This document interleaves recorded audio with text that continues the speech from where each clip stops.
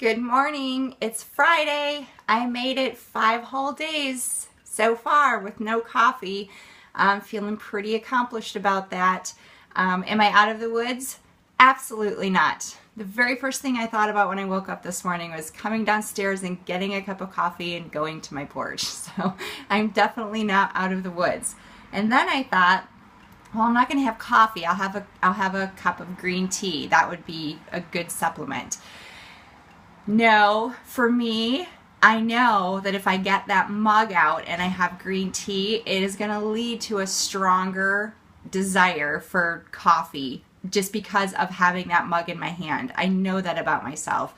Some very interesting reading I've been doing about habits is, some people can have things occasionally and be okay, and other people, because of their personality and their physiology, cannot. Like, you have to cut it out completely. So I'm hoping I can get to the point where I can have coffee once in a while, more like a treat, or if I, really just want that warmth, that comfort, that have a cup of coffee on my porch, that I'm fine with having decaf and that doesn't trigger any kind of desire to have caffeine. So here's an example. So say you're a person that has a hard time with cookies. Like, if you eat one cookie, you're eating 20. But yet going by fast food restaurants every day doesn't faze you. You don't stop into the fast food restaurant, right? But if somebody brings in cookies into your office and you have one, you just opened yourself up for having a dozen of them.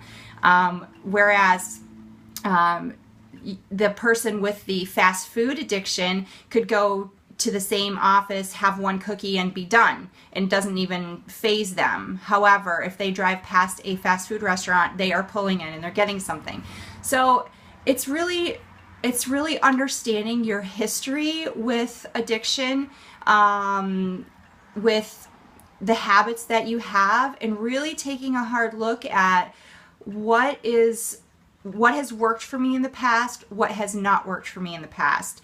I know for myself that if I got out a mug to have green tea today, it would probably lead to me making coffee.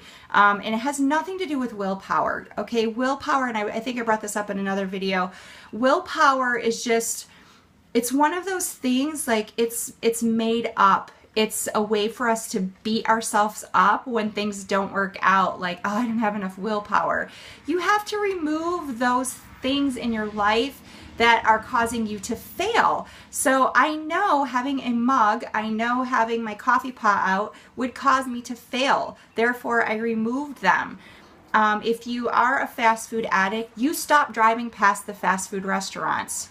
It really can be that simple, changing your route. So changing your habits to get rid of what is not serving you and what is not moving you forward is huge, huge, huge. So if you have a Red Bull after lunch, or you have coffee in the afternoon as a means of getting you through, I'm going to almost guarantee that it's more of the habit of doing that than it is the actual caffeine.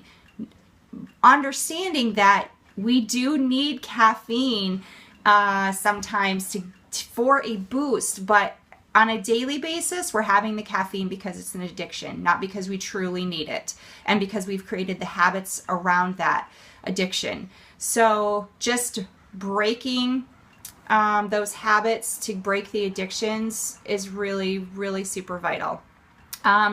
Okay, with that being said, okay, how do you get through the afternoon without having your typical caffeine sources? There are some non-food ways. Well, first I'm going to tell you one food way. Have a good quality lunch. If you skip lunch, it's going to deplete your energy. If you have a crappy lunch, it's going to deplete your energy. Leafy greens actually have B vitamins that are vital in energy production. So have a salad, but then also have a protein and a quality carb, not chips, not, you know, white bread on your sandwich, quality carbs. And if you need help with that, let me know. I have some good sources for those. But making sure you have a good quality lunch, not a heavy lunch that's going to put you to sleep, but a quality lunch. Okay, water again. So I started with lemon water first thing this morning. I'm like, let's get some water into this body, get me hydrated to wake me up. Keeping hydrated really does keep your attention and your focus and can help you through those times of feeling like you need some caffeine when in fact you maybe just need some water to get your systems moving. So I did start with my water this morning and my shake with my energy boost because I do want the caffeine. I'm a little sleepy, but again, hoping to wean out of this completely. But these are my stepping stones. I'm only in day 5 of 14. So, okay. So food things aside, here's a few other things that you could try to get you through the afternoons, the mornings, whatever time of day you're finding it particularly difficult to go through. Get moving. If you have a lunch break, 15 minutes, 20 minutes, a half an hour, I mean, especially if you have an hour lunch break, get moving, take a walk. Take advantage of the nice weather that we're having, or even in the winter, bundle up and get some fresh air. That fresh air is invigorating. The sunshine is invigorating. Don't stay at your desk to eat. Go somewhere. I mean, I work from home, so it's very easy for me to grab my food and go back to my computer. I've made a really conscious effort not to do that for 2 reasons. I want to enjoy my food. Food is fuel, and food is so vital to all of our functioning that we should give it more attention than it gets. And eating without realizing what you're doing really leaves you with like, did I just eat or should I eat again? Or, you know, so you have to pay attention to your food. That's the first thing. The second thing is getting yourself away from that office environment and enjoying your lunch can be revitalizing and refreshing and give you that boost that you need to get through the afternoon. So don't eat at your desk if you can help it. Go somewhere else. If you have an option to go outside and eat, perfect. But get yourself moving. Give yourself a break from your routine in the day. Okay, and take little mini breaks. If you're sitting at a desk, and I keep saying that because that's how my day is. Maybe you have a job where you're on your feet all day, so then sitting down would be a good option for you. But changing up what's going on in your day can refocus you and re-energize you. So if you're on your feet all day, have a seat at lunch. If you're sitting all day, get up and get moving at lunch. And then taking those little breaks every once in a while. Half an hour, you're sitting looking at a computer screen. Just turn your chair away for like 30 seconds. Take a couple deep breaths and then refocus. I mean, those little tiny things can make such a big difference. Meditating for 5 minutes, and I don't mean like turning on music, lighting candles. I mean just getting out of your environment and I know this is not always possible. I know everybody's work situation is so different. Sometimes you don't have 30 seconds in a day to yourself, but if it's affecting your health, there needs to be some changes made in your environment. So, and negativity is huge. It's a huge stressor. It affects your adrenal glands, and adrenal glands, when they're drained and stressed, it's a huge energy sucker. So maybe you work next to somebody that you just can't stand, and it's just a constant negative.